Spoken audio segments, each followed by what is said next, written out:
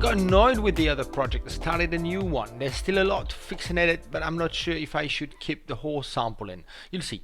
I'd love to know any suggestion you have on my own progress, on how to progress it, and how to structure and mixing tips. I'm leaving tomorrow for the weekend, so we'll hand it in now. So have a good weekend. Cheers, Marco. Right, the structure works. The groove is brilliant, Marco. I'm really impressed. This is really cool. Yeah, really like the way this works. This is brilliant. So yeah, you've done an excellent job. The drums are really well groovy. There's a really good groove basically, and still a lot of space, not many elements in there. So that really works in terms of minimal tech in that respect. I'm not sure why there's some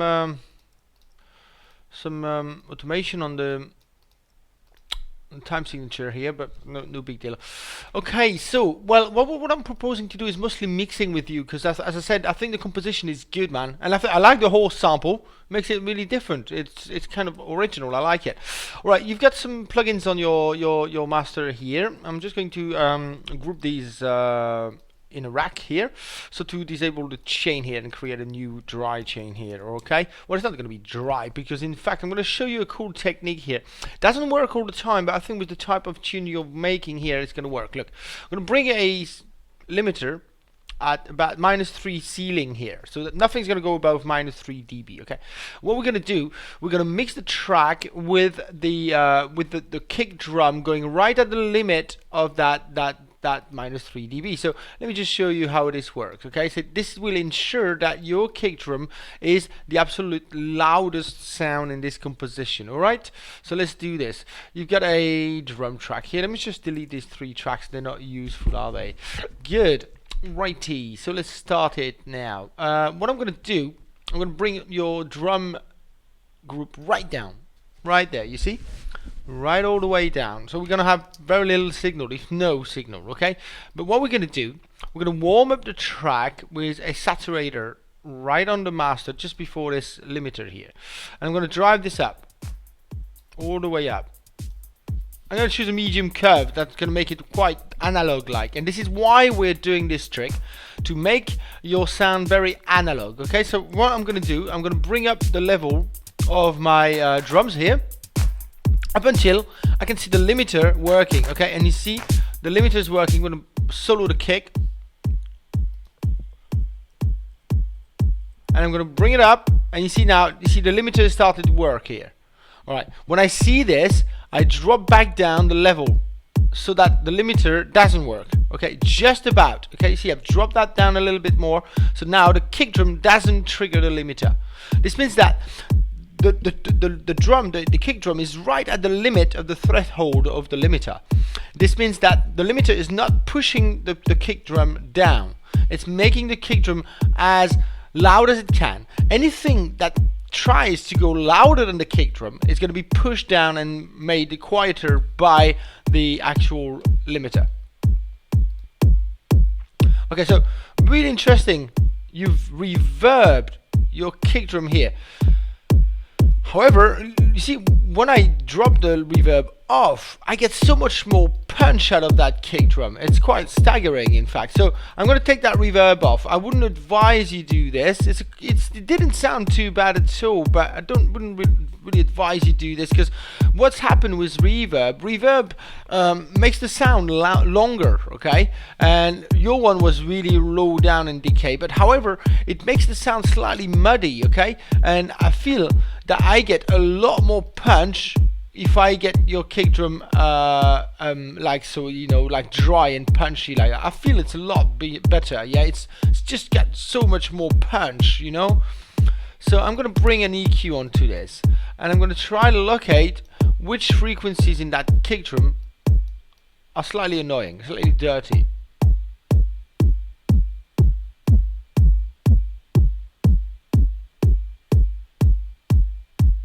I'm going to drop that area down. It's classically this one that's going to be the trouble, but it doesn't have to be.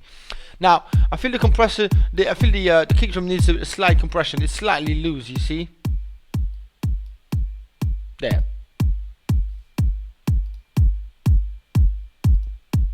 See how much tighter it got? Right with the limiter, right with a bit of compression. I don't want to add any more EQ to it. Maybe maybe drop a little bit the 4000 hertz here. You see there's a little click on it, and take a little bit of that off, okay? So just not to have it too bright. And also maybe the very high end here. Oops, wrong filter. There we go. Bit duller, yeah? Cool. You have another kick here.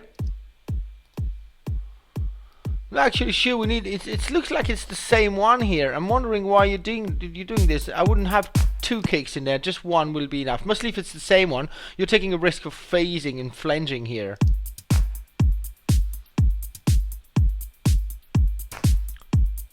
Really heavy kick. That's a really good kick you've chosen here.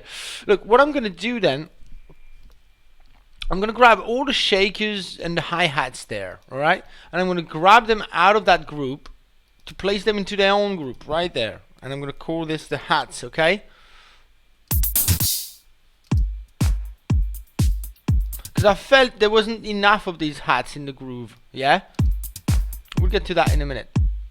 I'm gonna get all your kick drums, all your snare drums and hats and claps, sorry. I'm gonna do the same thing. We're gonna extract them out of the groove here.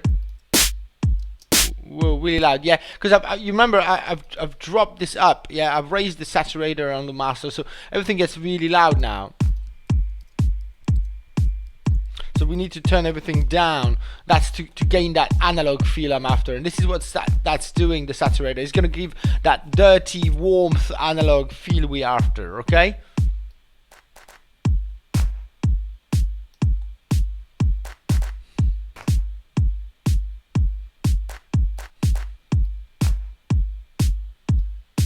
Give a little bit more vibe to a bit more volume to that snare there, which is the main backbeat.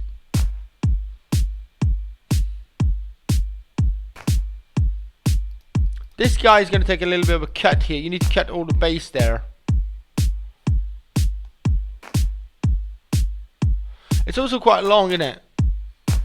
I would recommend you turn the bass down on your reverbs here. Bit more maybe. It's quite low down, isn't it?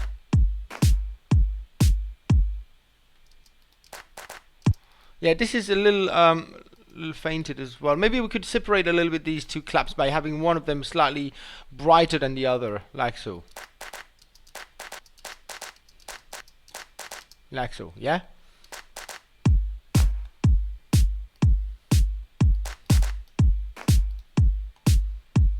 Give this one the priority. We're gonna leave it dry, that one. I like it quite dry, like so. It's quite neat. I'm gonna give a little compression to the whole group of claps here and snares, just to make sure that none of them really goes too high up compared to the others. So you get the gain reduction here. Watch the attack on that, otherwise you lose the punch, yeah? That's it.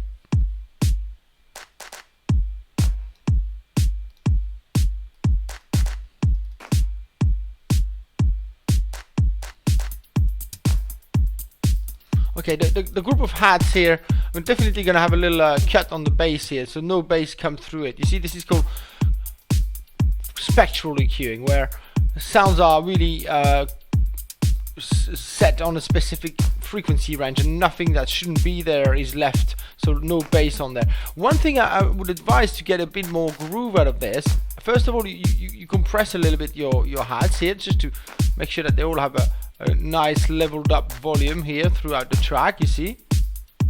So I can hear the tiny ones as much as the loud ones.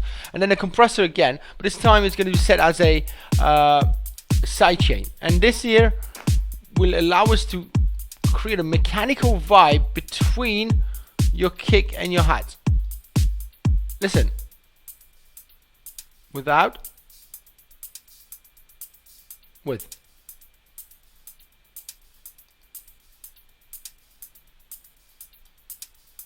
Like so. Creating a much more groovy vibe.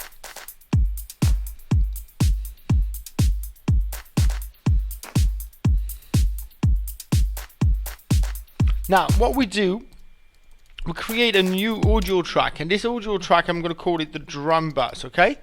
Very important little trick here.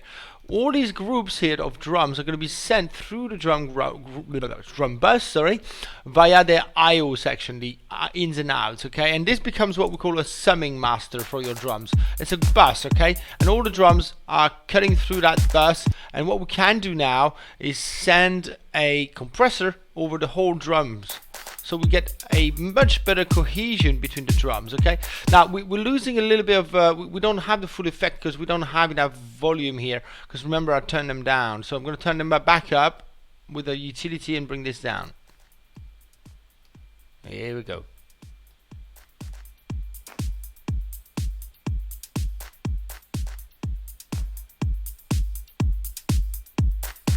Matching the numbers here and there.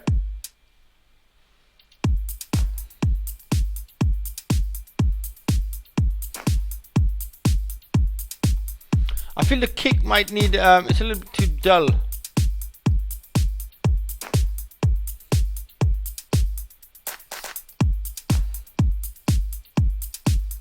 I'm going to drop another frequency here.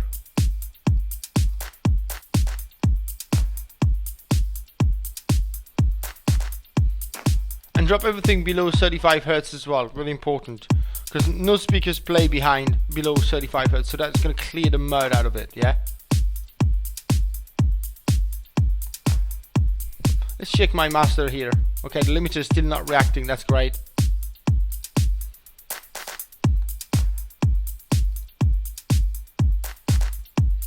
Yeah, that really brings the stuff together. Now, we're going to create something important. Remember on week 4 masterclass, I created something called a room reverb, okay? And that's a very short reverb that's going to help us gel the sounds together. And we're going to have it really short like so, and quite dull.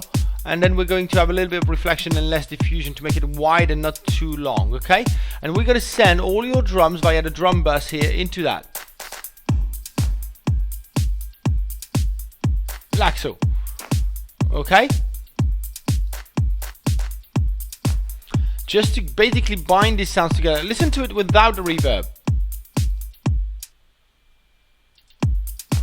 And with. Okay, so it's quite gentle, but it's also quite subliminal, and it works as gelling, binding the sounds together in the listener's mind. Now we're going to go over to your bass lines, which is the logical way to work, okay? So we set the bass, and we set the drums, and then we set the bass, okay? We get two type of bass. It's going to be really loud.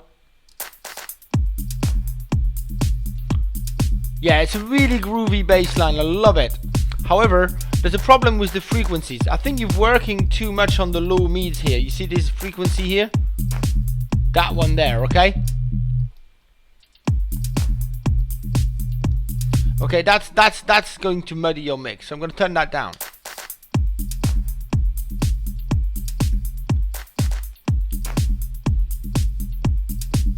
I'm going to work on that one as well. Okay, so lots of sub bass on that sound. This is great. However, let's go and locate the actual kick drum's frequency. Look, you bring a spectrum onto your kick drum, and you read the frequency, which is right there, and it says 47, okay? And your bass has a lot of stuff at 47 as well, loads of frequencies. So we're gonna make sure that it doesn't have much at 47, so that the kick drum is allowed to punch through your bass like so. And that's going to help the bass and the kick drum to work next to each other. Now, another important trick to add presence to your bass, because at the moment it's quite dull, and as I said, it works quite a lot on the low mids, which is going to be an issue really, because that's the muddy area of a track. So I'm going to turn that down even more with another EQ here. Bring an audio effect rack behind it. And I'm going to bring an EQ3 in that rack, okay? So we're going to duplicate the EQ3, so we have two chains. One's going to have the bass, and one is going to have no bass. So that's your low frequencies. That's your high frequencies. So it's a bit too high. We're going to bring it about 129 here. So we're separating with that rack. We're separating the bass area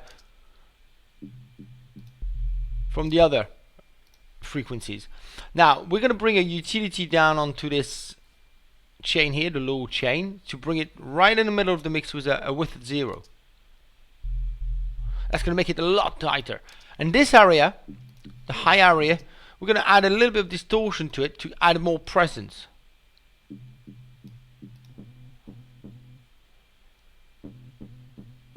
Yeah, maybe not that one. Let's just bring an overdrive instead.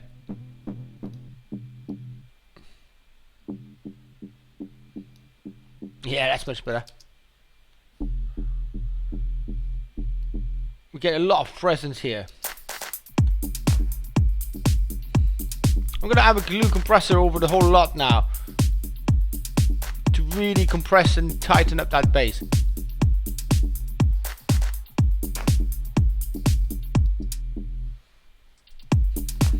Now the other bass, very loud. Well, you get an automation on that, so I'm going to use a utility to bring the volume down because of the saturator on the master, yeah? Even another one because it's not enough.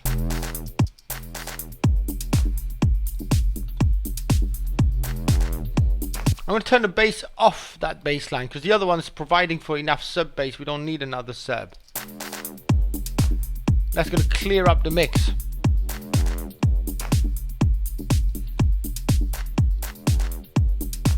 Lovely. It's creating a lot of punch in your track, all of this, doesn't it? Not much sounds here. This sound here, I like it, but it's got a bit of mud into it. Okay, you're dropping the volume down. Okay, well, once again, I'm going to work with a utility then, if that's needed. It's quite dull, isn't it? You should try to make your sound a little bit brighter, maybe, just to add a little bit more presence. Okay, because otherwise, everything's going to feel a bit dull. Yeah.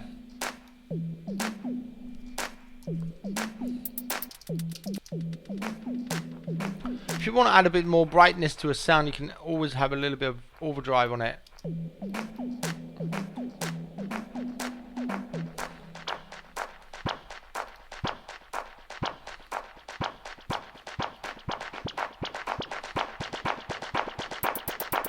What sound? There's a sound here coming through that's a bit loud here.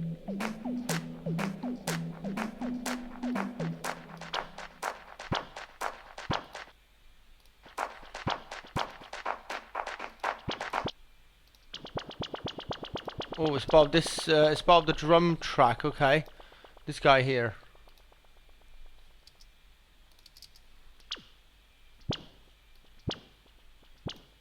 Yeah, I take the bass of that. Yeah, it's a bit too much bass in there. It's dirtying the mix again. Yeah, remember most sounds would take a bass cut.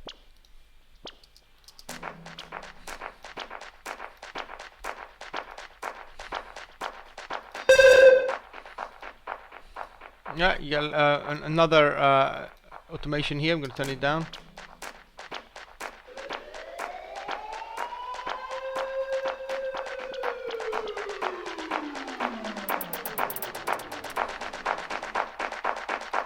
So all a bit bassy, that clapped sound here.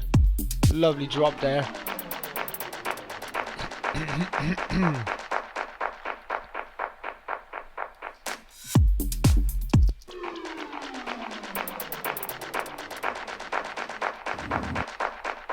Yeah, that water sound, which is really loud right now, again, because of my my master setting. One I think the main mistake I can see on your techniques here, Marco, is the use of reverbs on individual tracks. You need to start using your returns. This is what returns are going to do for you. You're going to need 2 or 3 reverbs for the whole track. We did go through that on week 4 masterclass. It's very important to follow this, yeah. Otherwise, you're not going to have much cohesion between your sounds. I'm going to take the bass off that water sound. I think that water sound is cool. It could be slightly more interesting with a bit of phasing, for example, or flanging, yeah.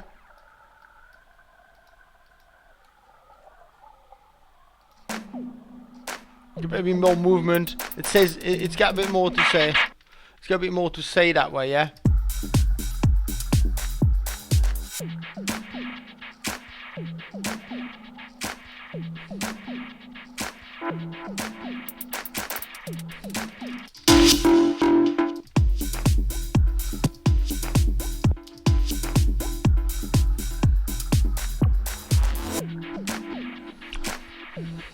think the water sound, you see, is great to build tension, but it shouldn't maybe not come on the top of the mix. You see, the water sound should be just for the transitions, building tension, and then when it does release, when it does go away, the tension is released, and it feels like we have a sense of freedom in the track. You see, that's a classic trick. You know, you build tension with a background sound, and then you release tension. I think, yeah, the horse is cool, man. A bit of delay on it would be nicer, I think.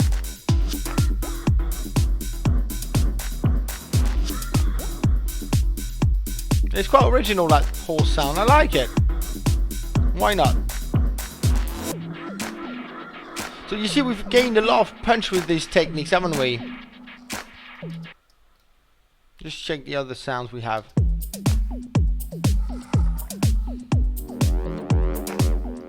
Another bass sound, right? Wasn't expecting that. Good idea to actually group these bass sounds now, yeah? Because we've got quite a family here going, yeah? Always group the families.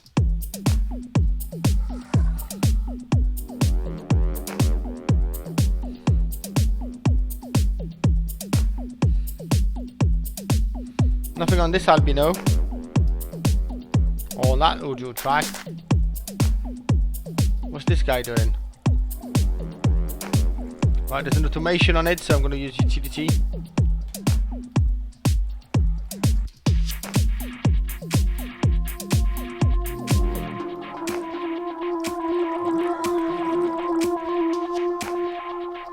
Quite loud. Take the bass over that as well, yeah.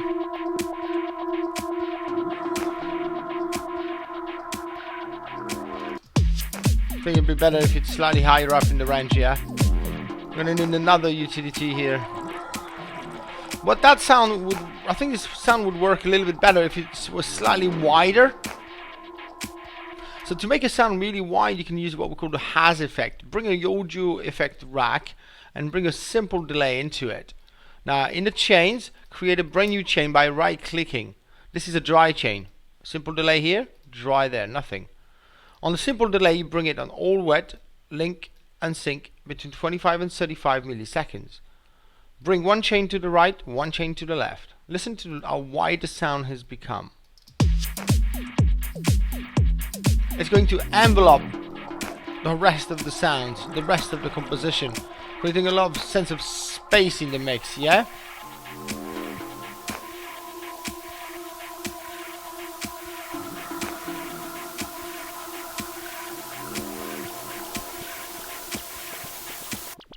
Let's bring that white noise down.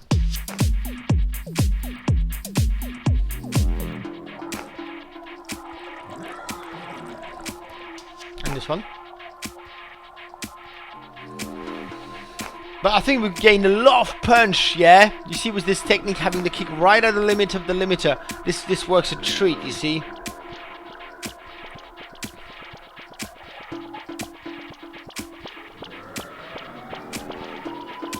Can't really hear that sound anymore.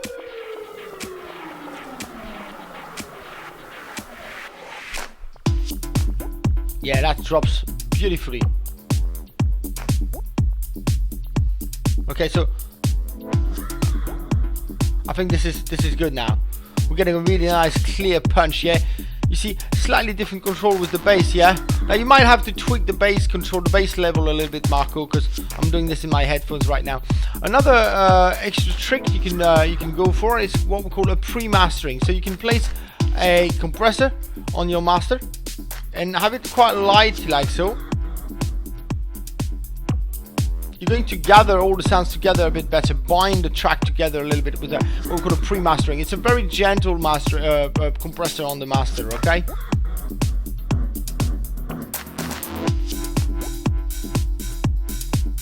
You see the hi-hat compression here? Very important as well. You might need to tweak that to your liking. But that's adding a lot of groove to a composition like this one, yeah? So I think we've gained a lot of space. We've gained a lot of punch in this composition with a few engineering tricks. But you had a really good mix. We have done a really good track here, Marco. I really like what it does. The groove works, the drops are powerful, and the story, the actual structure works a treat. So really good. Really impressed by your work. You've done extremely well for this composition. Let's listen to a little bit of the end of that track just to check it. All the sounds are working.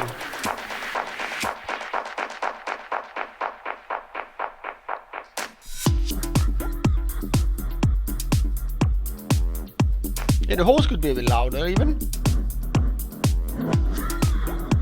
Make it a feature, make it a lead.